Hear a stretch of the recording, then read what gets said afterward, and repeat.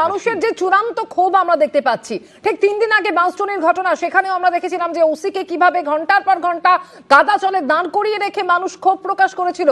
জয়নগরের ঘটনা, সেখানে যেভাবে পুলিশ ফাঁড়িতে ভাঙচুর করা হলো, অগ্নিসংযোগের ঘটনা ঘটলো, একেবারে কি কোথাও আস্থা ভরসা তলানিতে গিয়ে পৌঁছচ্ছে?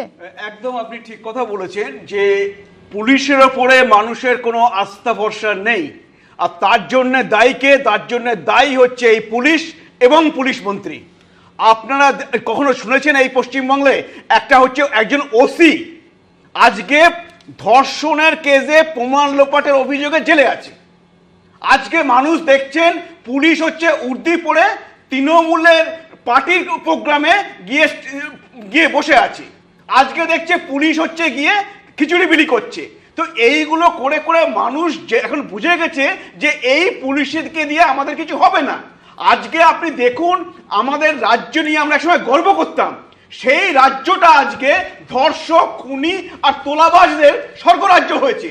কারণ আইন শৃঙ্খলা বলে কিছু নেই, পুরোপুরি ভেঙে পড়েছে।